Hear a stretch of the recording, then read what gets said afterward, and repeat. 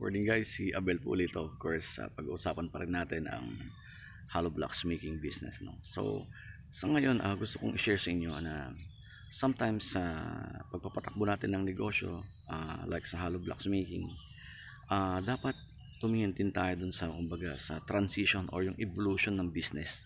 Kung paano pa natin to gagawing competitive.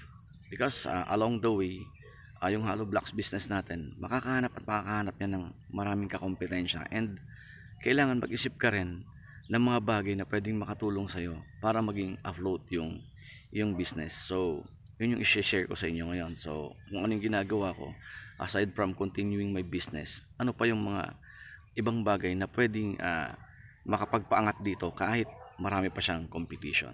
Okay.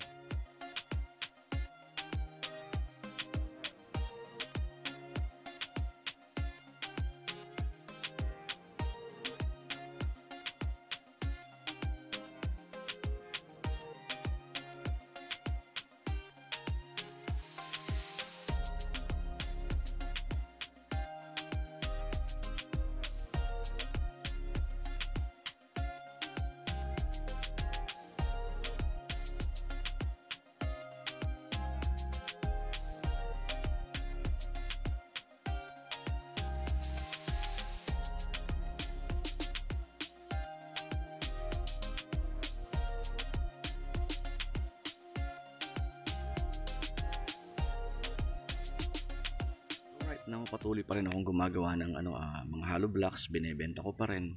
At ang isang bagay na ginagawa ko pa ay, of course, nagmamanufacture ako para sa sarili kong mga project. So, ayun. So, kahit paano, naglakas na rin ako ng loob na at least mag-venture sa ibang mga projects like small housing project. Ayun. So, sinimulan ko to dun sa maliit na lote na binigay sa akin ng tatay ko.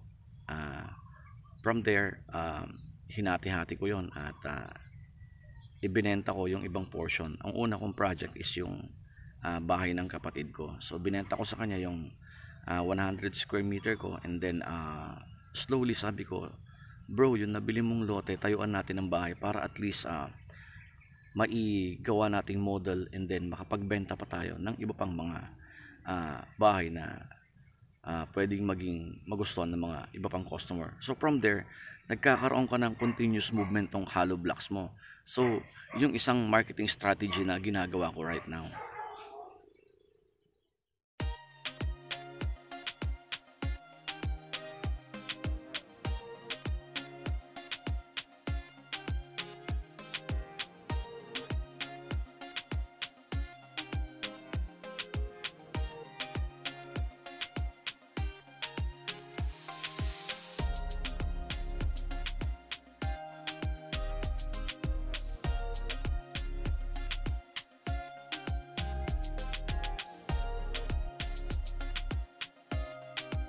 Guys, si Abel pa rin to. So of course nag-hollow blocks pa rin tayo, pero somehow sa pag-hollow blocks ko medyo nakakita rin ako ng pag-evolve ng business. So pinasok ko na rin yung small contracting lang, mga bungalow houses lang. So yun yung isa sa pinakakaabalahan ko to remain competitive sa hollow blocks business.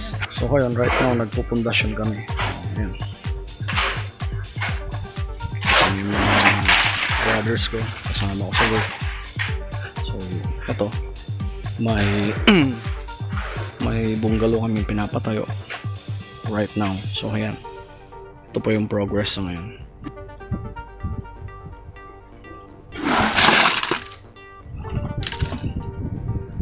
Puting na po yan.